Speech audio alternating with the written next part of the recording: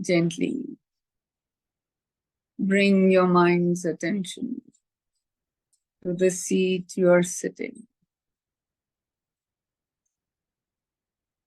Head, neck and trunk aligned, foundation balanced, hands resting gently on your thighs, shoulders relaxed, eyes softly closed. Relaxing each and every part of your body systematically, from forehead to toes and toes to forehead. Simply let go of any tension in any part.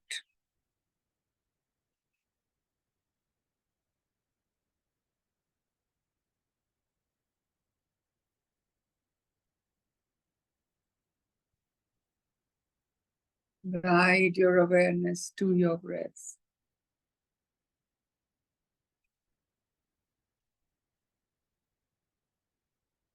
Let it ride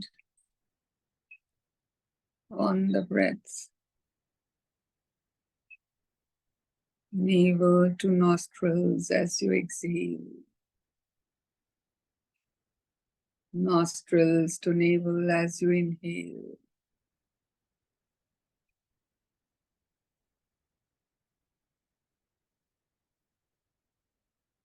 Noticing and releasing any tension in any part of your body.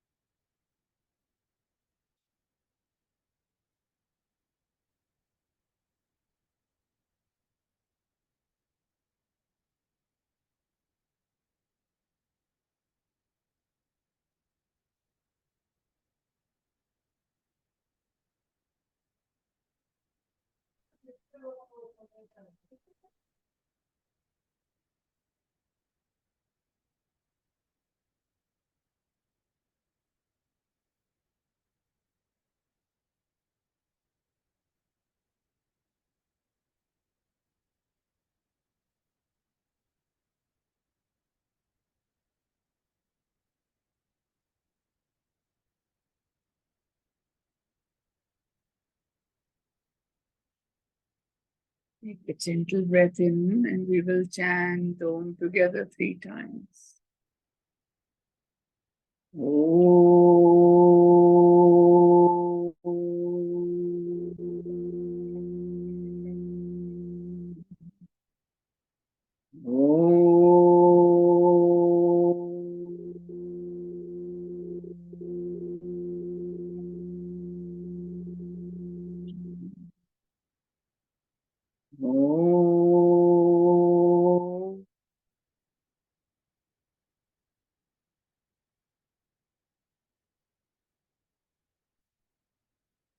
Om Sahana Vavatu Sahanau Bhunaktu Sahaviryam Karavavahai Tejasvinavadhitamastu Ma Vidvishavahai.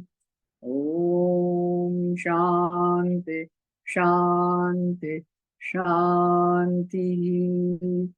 Hari Om. Namaste and welcome everyone to the class. So the exercise for the last week was the gratitude diary.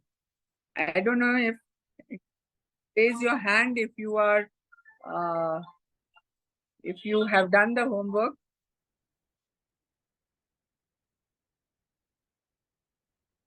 Okay, Kalavati has done. Has Badri done? Unfortunately, no. No? That is No. okay. Then you should have bunked the class. I was this close in bunking. Well, we'll at least listen to what Kalavati. Kalavati, I would like you to tell us only the worst possible day when you found it very difficult to be having gratitude. On that day's diary, you read, please. Hari Om. Since I and my husband stay alone, most of the days are similar to each other. So we don't have people coming in and going much. So it's more or like the same. And Since you volunteered and you said you have written, yes, what is it for? Tell us. Thanks. You have to thank every little thing that comes your way throughout the day, because what you are privileged to have so many things that people at large don't have.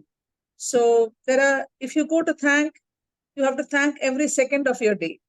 But then to summarize it, we thank for the food on the table, for the water we get, for the sunlight, which is so much there for us, because we have it in abundance here. We may not realize, but there are places they long to look at the sun.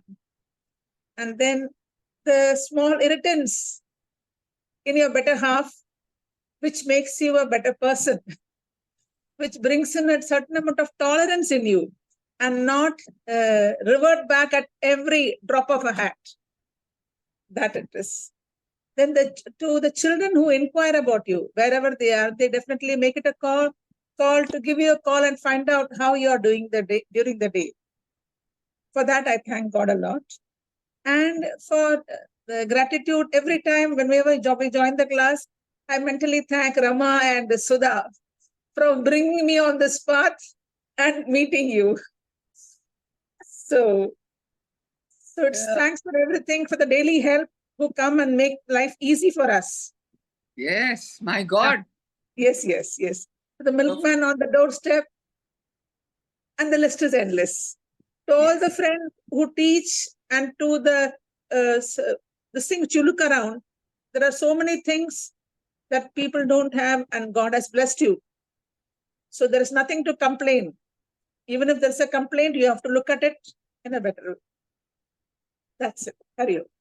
Very nice. Thank you. Thank you so much. Yeah. So, I just want to add that if any of you is practicing pranayam and you're doing bhasrika regularly, just notice the sound of that pranayam. And you will notice that it says, thank you, thank you, thank you, thank you, thank you. And with that, you do your pranayam. Do your bhasrika saying thank you, thank you, thank you, thank you. Because the fact that we breathe, like you said, is big. We have to be grateful for. So, how does it help us? I'm going to ask this question to Rama. How does it help us to practice this exercise? How did it help us to practice karma yoga? Do you think it was relevant or something that came off the, cuff? No, it was of course relevant. How?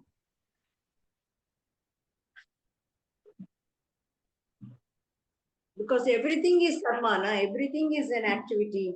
I mean, everything is an activity, and when you tend to forget just a small irritant when it comes in your way, and then you generally tend to forget that it's all part of the higher play, and then that's what I found, and it really makes what do you say? At least you get some insight into your own behavior, and how there is you can observe subtle changes happening in you, and otherwise, what else? You see, how does it help you do your actions better or in more awareful manner is because you tend to respond rather than react. Because there is a certain awareness, then you want to know that how will I behave in such a manner that will benefit the irritant. At least that's what I found in my life when I being grateful to the one who is irritating me. I find that, there are ways in which I can make life easier for that person. And that, therefore, I follow the karma yoga much better if I am practicing gratitude, is what I have noticed in my demeanor in last so many weeks that I have been talking karma yoga, and I have to walk it. If I make any impression on anybody, it will only be if I'm walking the talk. Otherwise, it doesn't make any sense. And Yeah, most but in my case, what I observed was the other person won't be noting the changes in me. It is so subtle that only I am observing that I am changing. Like for example, like a couple of days back, my husband had to fly to Chennai, and he's not a light traveler. I mean, he carries too many things when he's traveling, so that irritates me to no end. Every time it would irritate, and but I was very grateful that I didn't have to pack for him this time. That that gratitude, that was, oh my, thank God, I don't have to let him carry as many clothes as he wants to. So that was a very big change. Otherwise, I used to get very, what do you say, perturbed by that habit of his. Like, why is he doing like this? And all. So I think that we have covered the gratitude diary. And now we will, to recap, actually, is a lot we have gone through. Now we are almost 3/4 the journey of these talks of Karma Yoga, because we are on our 9th talk. And we have more or less covered the way in which it should be practiced, the methodology. But now in the next few verses, Sri Krishna is going to explain to us about what karma itself is and how jnana gets involved in this karma yoga. Before we finish this chapter 4, and then we will conclude with a few verses of chapter 18, which also I have selected. Of course, we would not have covered karma yoga. To think that is being insolent and overestimating oneself. But yes, we would have got an idea of its practice for sure. And if we stuck to all these tenets that we have elucidated and sent on the WhatsApp, it is quite possible that we will be able to change and transform our lives for a much more peaceful, harmonious existence, which will lead to emotional purification, which is the substratum for a restful mind. If you want to meditate and you are not emotionally pure means what? It's not as if you're committing sin all the time. Emotionally pure means your reactivity within your mind and your, continuous chatter. That is why doing silence is so important. And where does the sensation of thought arise? Where does thought arise? Where does the word arise? Why does it arise? So because of which we are not able to meditate properly.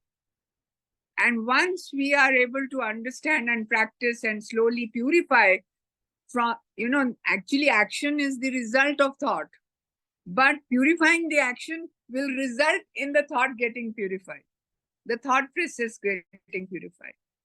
And thereby we will be able to have a restful mind. So in the last class of chapter 4, we studied what was the Avataravada and the emotional purification, which is the result of practicing selfless service. I remember that we had an elocution competition, which I had won at the age of 12 or 13.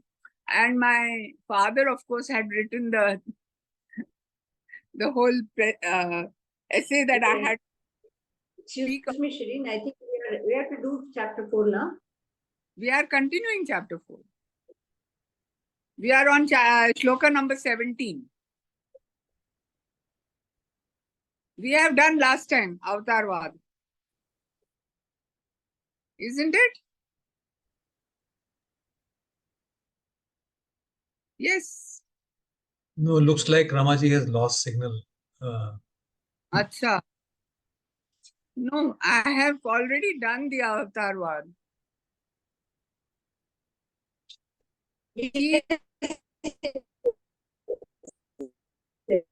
I think he has forgotten it.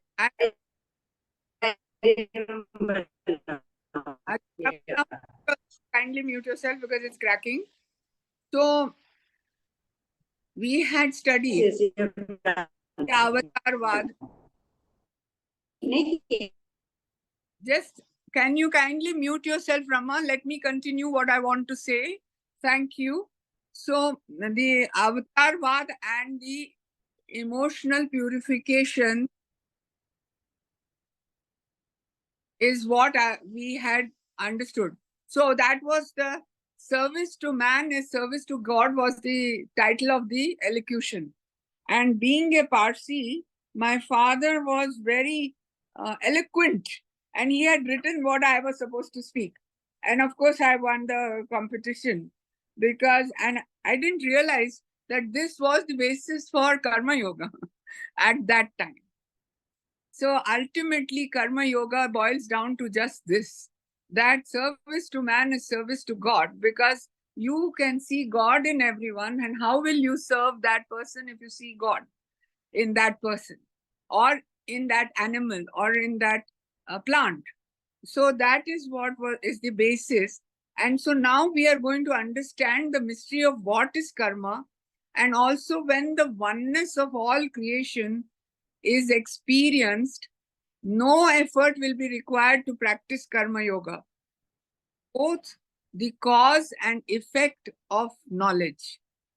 So karma yoga is not only the cause for knowledge, because it is like the stepping stone for knowledge, but it is also the effect of knowledge, because once you have the knowledge and have seen the oneness in everyone, automatically karma yoga will happen. So we'll go to shloka number 17 in chapter 4, which begins, Karmano yapi bodhavyam bodhavyam vikarmanaha akarmanascha bodhavyam gahana karmano gati. This is a verse my mother used to often quote, because many times, when bad things happen to us, we don't know why it has happened to me. The question always arises, why me? I am such a good person and this should not have happened to me. So the Bhagavad Gita is telling us, Gahana karmano gatihi. We do not know mysterious are the ways of karma. Therefore, we should know only what is karma, what is akarma, and what is vikarma. So that is what Sri Krishna is telling us. Bodhavyam means you should know what is vikarma, what is akarma, and that and what is karma. So our Swami Ram, to me, he is the ultimate, and he has explained this in such simple terms. He says that action will be performed with a tranquil mind and with I'm non-attachment lying down here. is the Am I right lying down? No.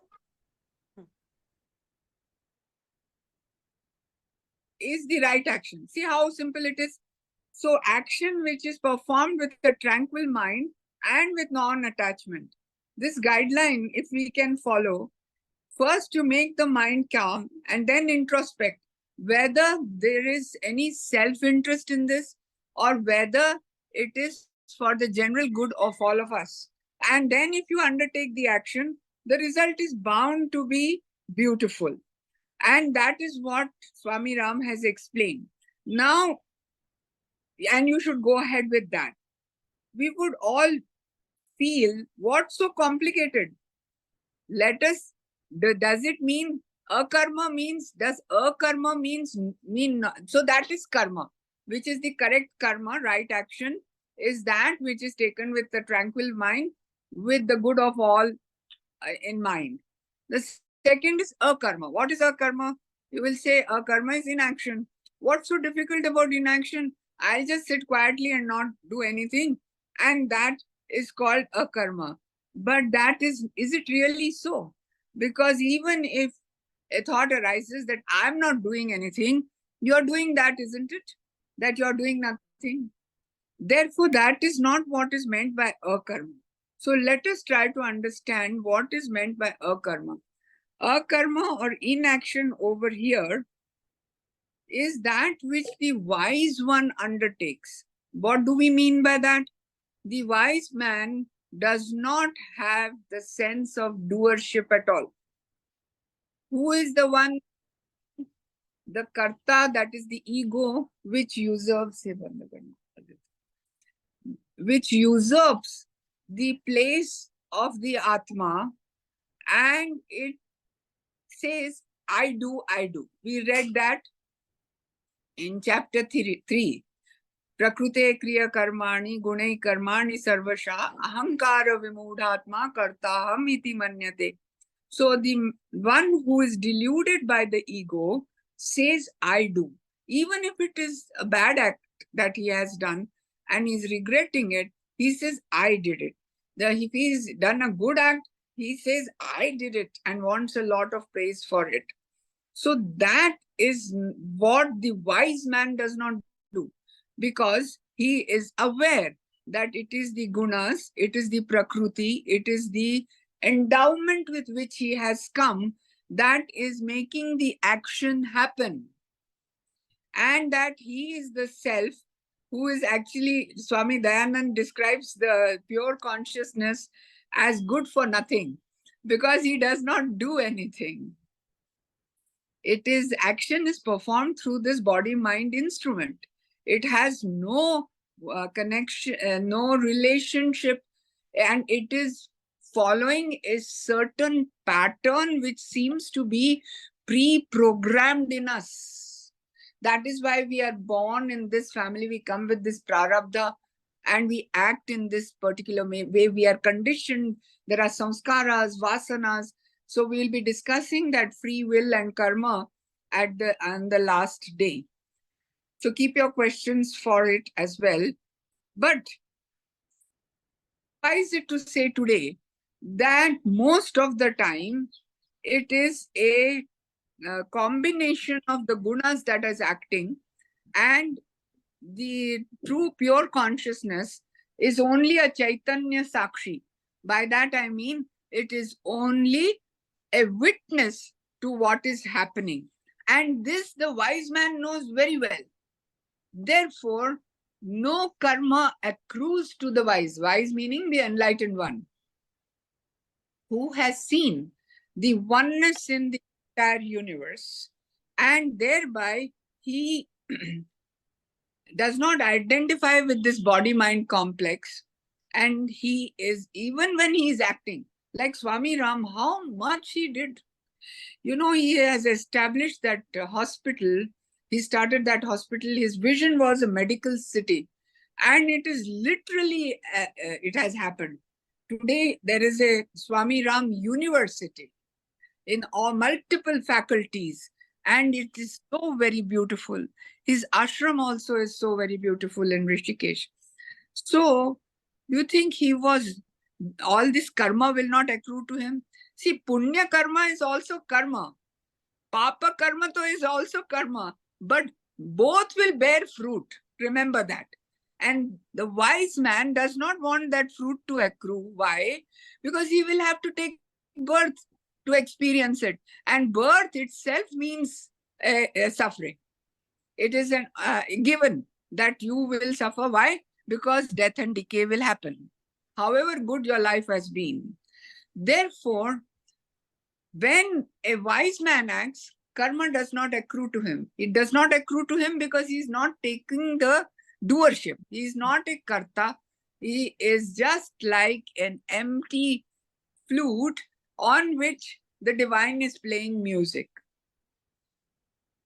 His entire I-ness has gone. I-ness meaning the ego which identifies itself as the body and mind, and therefore thereby separates itself from others. What is the illusion we are all suffering from? That we are separate. That's the only illusion. That we are is a given. We are. Who can debate that? No one. We are. And we are conscious that we are. But we are conscious that we are separate, unfortunately, which is the illusion that we suffer. We are all the same single consciousness which has taken these myriad forms. And these myriad forms are acting according to their programming that has gone into them. And this programming changes a little off and on, depending on the inspiration that is given by the Chaitanya Sakshi, which is through and through shining through you, the divinity that is shining through you, and by the help of a guru, and so on. And by the change in the composition or the permutation combination of these three gunas. So when sattva predominates, then we turn towards the light of getting over this illusion of separateness. Now I want to tell you a story. I love telling stories. So I want to tell you the story of Matsendranath and Gorakshanath. Gorakshanath was the disciple of Matsendranath, and Matsendranath was so, Gorakshanath was so horrified that he came to know that Matsendranath had actually got married to a princess in the south, and he had a son and so on, when they are supposed to be sannyasins. Therefore, he was very upset that his guru has let down the tradition, and he went to get him out of the clutches of this woman and to that land. Now, he was fuming and he could not say anything because he was his guru. Matsendranath was his guru. Matsendranath understood perfectly well what was going on in Gorakshanath's mind and took him for a walk and said, I want to tell you a story. Gorakshanath was in no mood to hear stories. He wanted to tell him, get out of this place. You are in Narak. You have gone into the clutches of a woman. But of course, he couldn't say anything and respectfully listened. And the story goes like this. He said, Sri Krishna, you know that Sri Krishna had two wives, Rukmini and Satyabhama. Now, Satyabhama and Rukmini, see, an ascetic came to visit the capital, and he was stationed on the other bank of the Yamuna. And these two ladies, naturally, it's their dharma. They prepared very beautiful meals, and they were just going to take it across the river when the river suddenly went into a spate. And they didn't know what to do. So they ran to Sri Krishna and told him, how can we cross this river? And Sri Krishna said, just tell the river that if our Lord Sri Krishna has never conjugated, then you will part the way and we can cross the river. And soon enough, as they said that, the river parted and they could cross the river and feed the ascetic with all the beautiful foods. And both of them were very much surprised because they were both his wives. But they thought Sri Krishna is the Lord, he can say anything. And of course, the river has to listen to him. So they have been able to cross the river. Now they forgot that after the ascetic has been fed so thoroughly, the river was back in spade. So they said, Arey, we didn't ask Sri Krishna how to get back. And so the ascetic realized what's happening. So he told them, just go to the mother Yamuna, tell them if the ascetic has not eaten any food, then please make way for us. Before he could complete that sentence, and they were wonderstruck because they had just given him all that food, the river parted way and they could come back. Now, before they could even put the vessels and things they had brought into the kitchen, they were running to Sri Krishna and they said that you have to explain to us how this has happened. Sri Krishna said, no, you won't understand. It's better that you go and have your meals. They said, no, we're not moving from here until you explain. And that is what the story is all about. What is a karma? So he then had to explain to them that the jnani, whatever he does, whatever action is done by this prakriti, which is the gunas. His food, he is hungry, the food has to go into his stomach. And he is performing. But suppose he did not get any food, would he be upset? Not at all. Not at all. So karma cannot bind a jnani like that who does not identify with the body mind which is performing that action. This is called a karma. So we understood what is karma. We have understood what is a karma. And now we are going to understand. And then when Gorakshanath heard this story, he realized why Matsyendranath was telling him all about it. So whatever this body mind was supposed to have done in this form, in this body, was done by this body and mind, but that he, the pure consciousness, was totally untainted, untouched, unchanged, because he was not identified with the body. So these are the signs of a true jnani. So that, however, even after that story, Gorakshanath, having understood, he still said, that is true, but we must now leave and return for the work we need to accomplish. For the lay public cannot understand all this. So you see, the lay public cannot understand all this. And that is why we have to maintain a certain discipline in life. So even thoughts and words are actions. And what does Eknath say? Eknath says, those who doubt the power of the mantra should realize what? What is the power of advertisement today? I mean, you don't need a damn thing, but everything is sold to you. You even go and make EMIs that, oh, I need this. And go and buy luxurious things which you could easily do without. So if the advertisements can have such a great power on you, what of the mantra?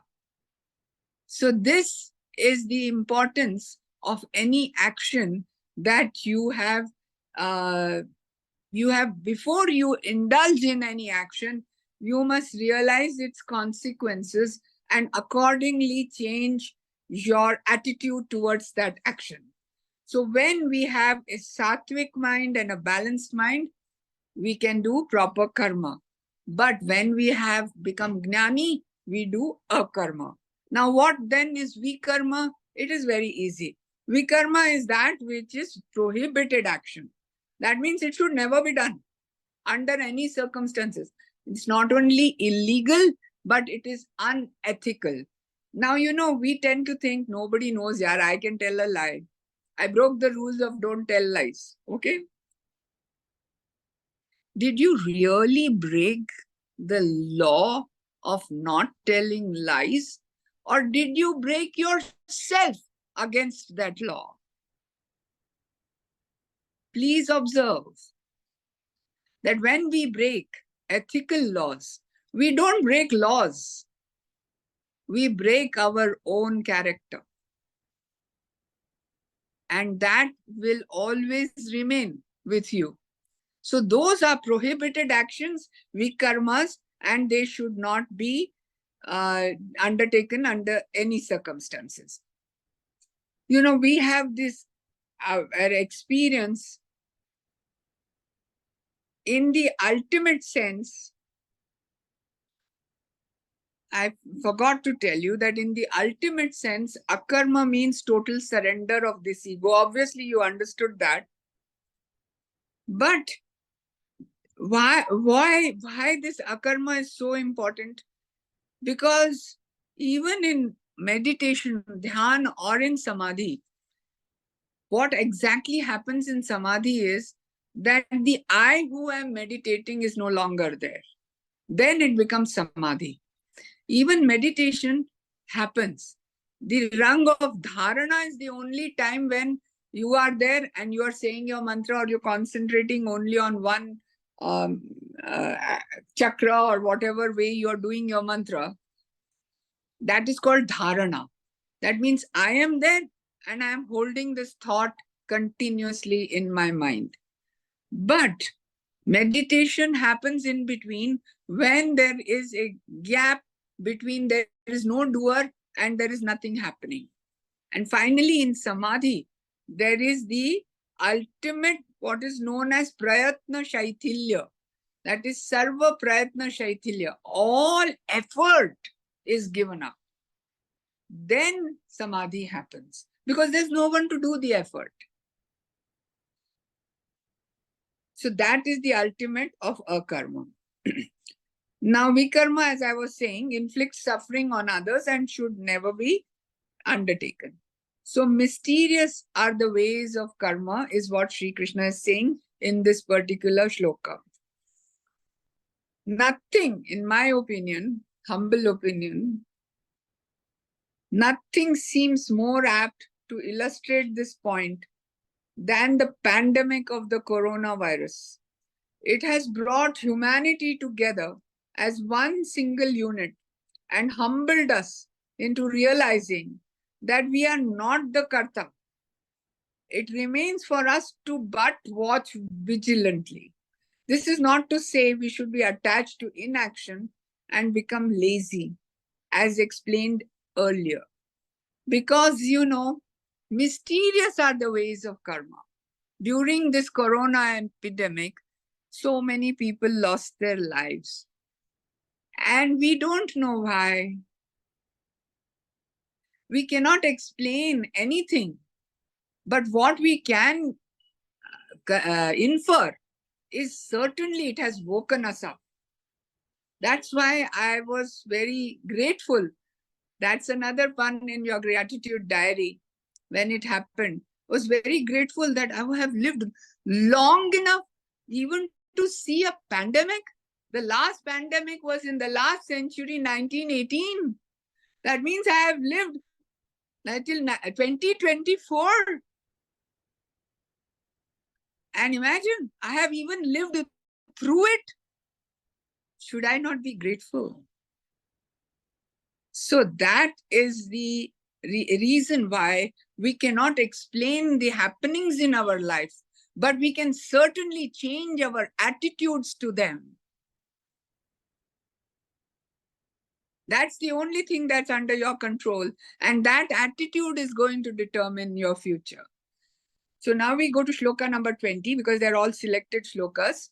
So tyaktva karma phala sangam nitya trupto nirashrayah karmanyabhi pravruttopi naiva kinchit karoti saha. This is again describing the wise one who says, he who having totally given up attachment to actions and their fruit no longer depends on anything in the world and is ever content, nitya trupta, does nothing at all, though fully engaged in action.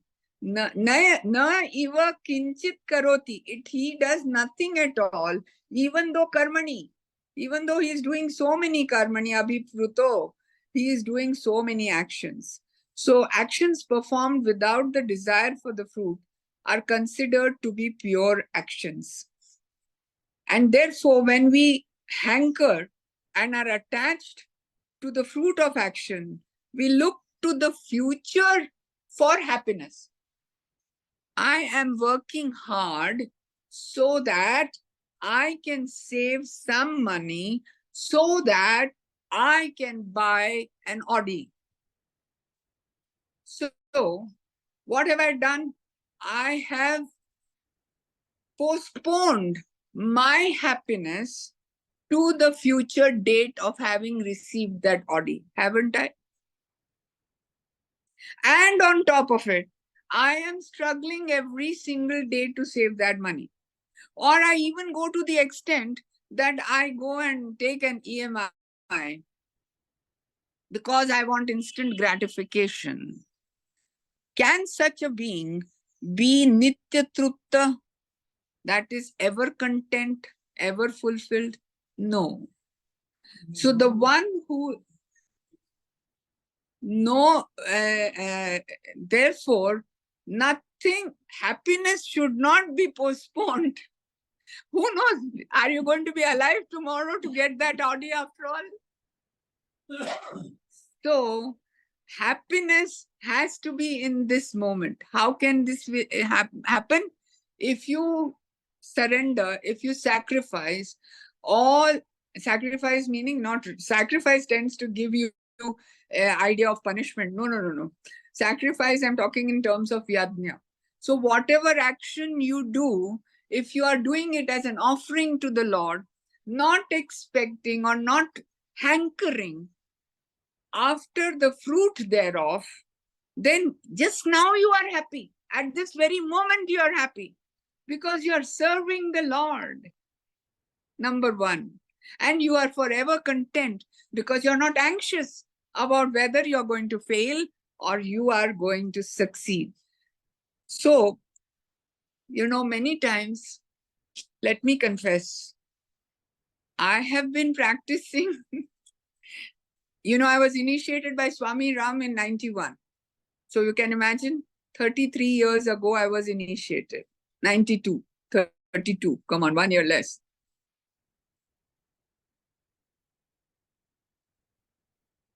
And I found having to meditate, having to do sadhana is one big chore. And I don't want to do it. And the secret is given here. How can you get rid of this obstacle? Or how can you get rid of this attitude? By developing, by knowing the love of the Guru. Can you imagine how much love Swami Ram showered on me? Now, had I transformed myself into saying that, no, my beloved Guru wants me to do this, so I will do it. If your mother tells you something, you like to do it, is it not? So if your Guru tells you to do something, that Shirin, I'm going to be there. Afterwards, of course, I did become sincere and I suppose fairly. Who knows what is the situation in here? But it is one of joy and nitya trupta, that I can tell you. But I want to say that afterwards, after he told me one thing, he said, you give me a time when you are going to meditate and I am there before you. Do you not notice that when we begin this class, Who is there first?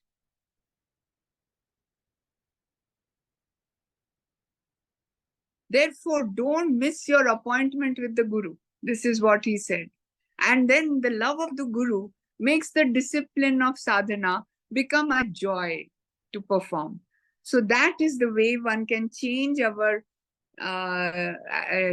attitude towards our actions. So in my reflection over this shloka and the illumined commentaries given above, as many others in the Bhagavad Gita, it became clear to me that the mind as we know it is a bundle of memories and conditionings, as also a self-created image which we take to be the self. That is the ego, the image that we carry. Now this self then wants everything for itself. It separates itself from the manifestation. And that is the cause of suffering. That is the cause of suffering. That is why our karma is always tainted. It is always attached. Asakta. It has a craving attached to it. If we can tyaktva, that means if we can surrender, renounce all the karma phala and the sangham, that is the attachment to it, it will result in immediate peace. Like you will hear if you read the 12th verse, 12th chapter on Bhakti Yoga, Sri Krishna says, Shreyo hi jnanam abhyasat jnanadhyanam vishishyate dhyanat karma phala tyaga tyaga chantiranantaram. So Shreyo hi jnanam abhyasat. Just this book knowledge, better than that,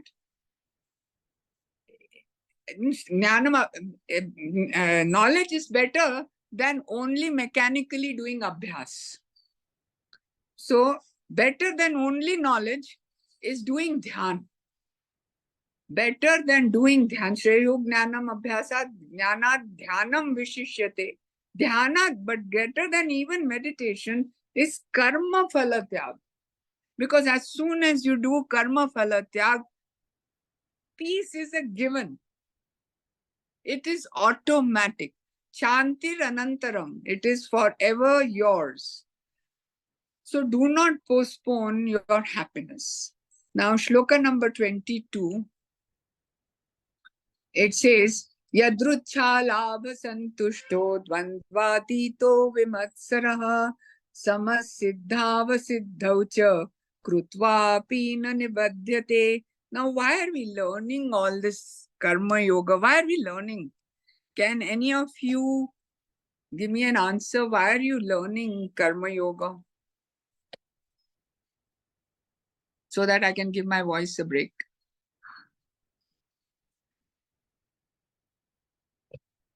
Yes, Sudha?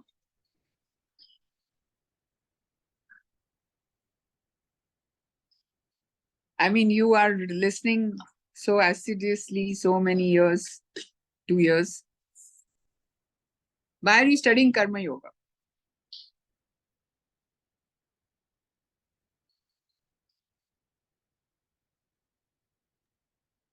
You'll have to unmute yourself, Sudhaji.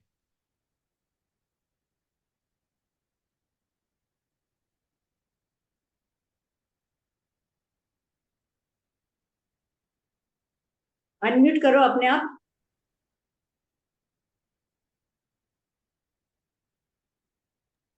नहीं हो रहा. यहाँ से तो हो रहा है. अच्छा, रमा जी आप बोलिए. बद्री आप क्यों सीख रहे हो? कर्मयोग क्यों सीख रहे हो? Give me a straightforward answer. Merely Karma Yoga is one of the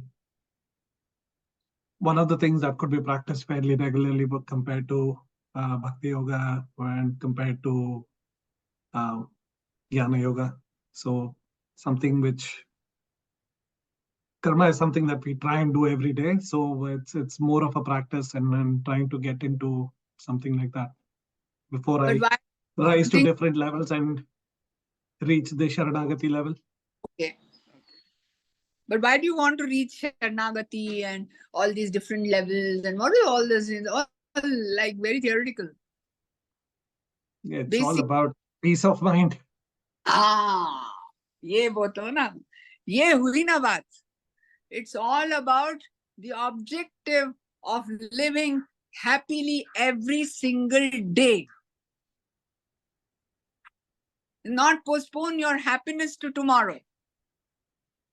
And that's the way, the pathway Sri Krishna is. I mean, imagine, who is he teaching? He is teaching Arjuna, who is in the middle of a battlefield and who is so wroth. He doesn't want to kill his guru, his grandfather. He's in such immense misery. But Sri Krishna says, do it. And be happy doing it. Why?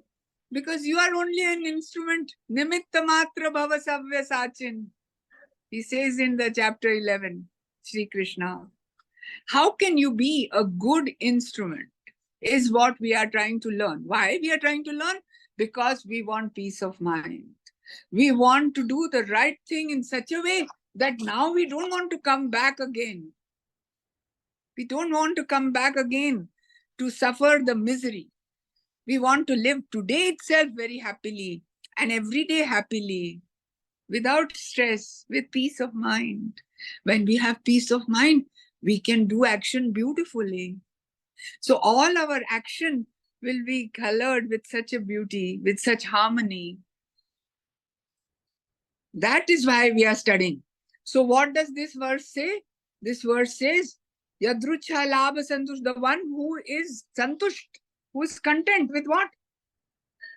Karma yogi is content with whatever he gets, got unsought, is free from jealousy, and has transcended all pairs of opposites like joy and grief, and is balanced in success and failure, is not bound by his action. This is one of my favorite shlokas, really it is. Because he says, Sri Krishna says, you know this word Vimatsaraha, Vimatsara, Matsara means jealousy. So he is Vimatsara, he is free from jealousy. Who is jealous? Who is jealous? Who compares himself to others and what they have and what I don't have. Now, the one who is not concerned with the fruit of action, can he ever be jealous?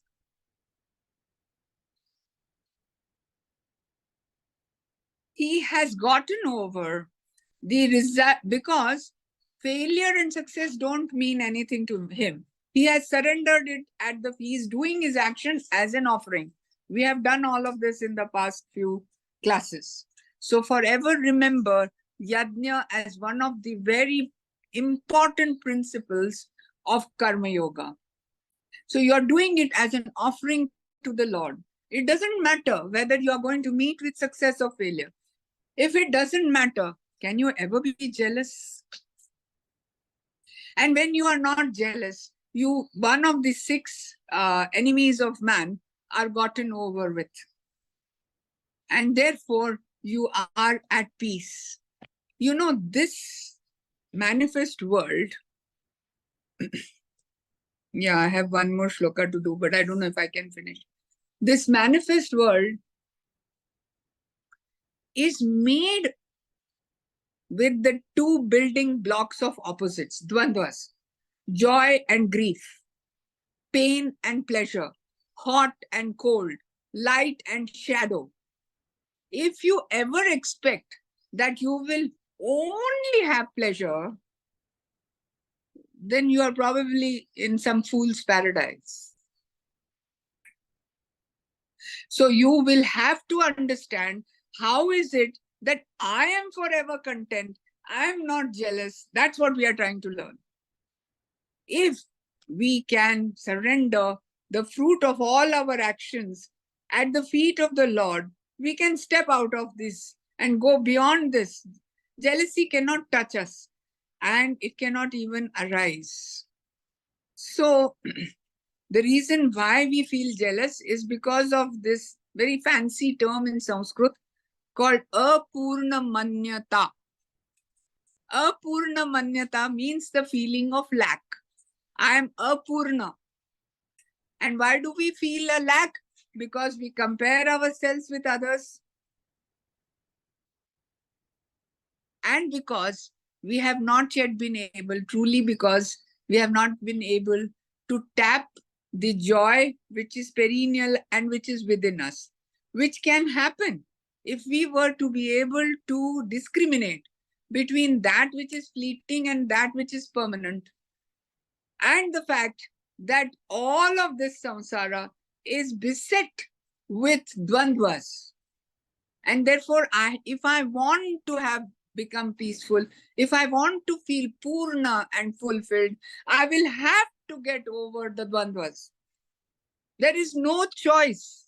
How will I get over the dvandvas when I know that I am not separate from any of who I am beautifully visualizing? I bow down to the divinity in you. I can feel it. You can feel it. And why can't we feel it in everybody around us? You know, I had a very a woman who is a kind of, a colleague. Yes, that's the word I wanted. Who is kind of a go-getter. And she found me as a big threat. And therefore, she tried to undermine everything representing my cases, which I thought were my prize cases. And the admin had to discern, they had to use their viveka. Of course, none of it ever bothered me because I used to think, oh, she's good at her work. And she's only another me. It becomes so easy. But you must put it into practice. It's not theory. Believe me, it's not theory. It is very much possible. You do your own thing to the best of your ability and put it, surrendering it to the feet of the Lord and considering that you're not separate. You can see it this way. The person who is jealous of you and feels threatened by you, how much admiration that person has for you. Is it not? Otherwise, would he or she feel threatened by you? No. All right.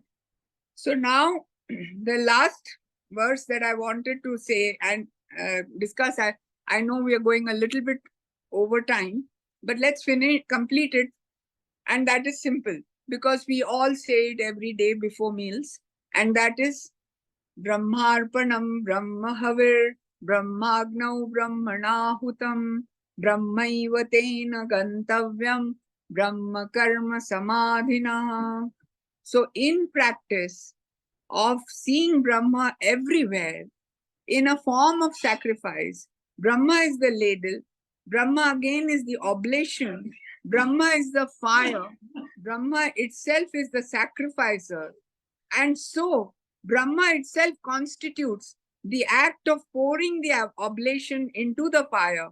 And finally, Brahma is the goal to be reached by him who is absorbed in Brahma as the act of such a sacrifice. So the meaning is apparent. I just want to say why we recite this before food is because we want to offer all that is received first to Brahma and then accepting everything as a prasada. So the entire cosmos runs on this principle of yajna and offering.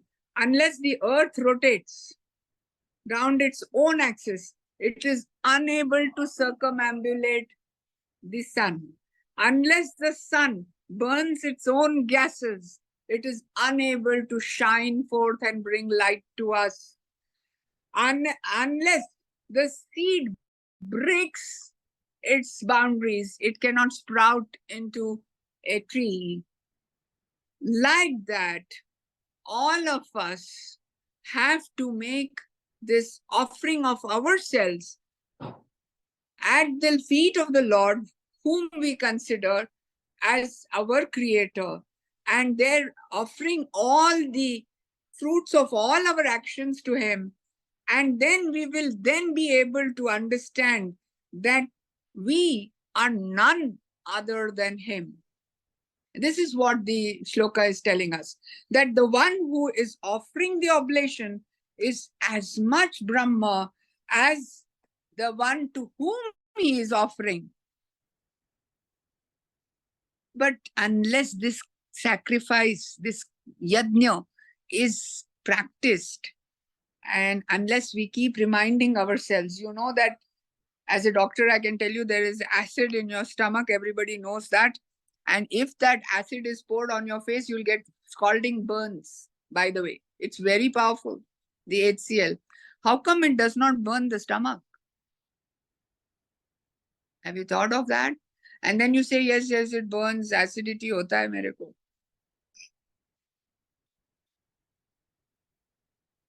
Part of it is jealousy, you know. Burned with jealousy. No. So there is some protective layer in the stomach that protects the mucosa of the stomach, which anyway still has to change every 5 days. But that is Agni, it's burning. That's where you're putting the food. That is the yajna that you are doing. That's why we recite this before eating. So Brahmarpanam, we are actually putting the food into Brahma. Why? Because we are Brahma. And the fire pit is here in our stomach. All right. So today, to summarize, we have understood what is karma, what is vikarma, and what is akarma. And don't forget the story.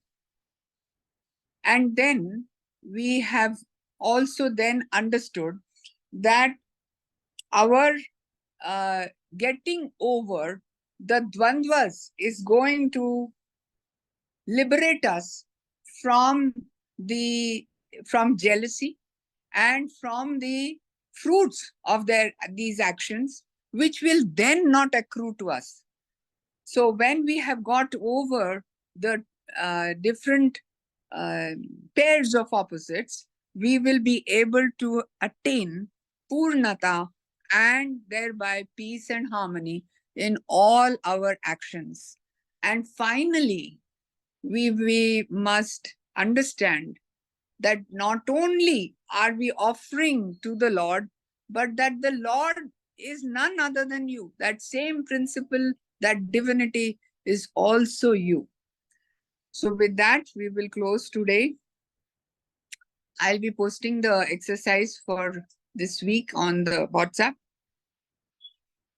Om Asato Ma Sadgamaya Tamaso Ma Jyotirgamaya Mrutyorma Amritam Gamaya. Om Shanti Shanti Shanti. Hari Om Tat Sat. Tanme Manaha Shiva Sankalpamastu. Tanme Manaha Shiva Sankalpamastu. Tanme Manaha Shiva Sankalpamastu. Namaste and thank you. Thank you, everyone. So we meet on 16.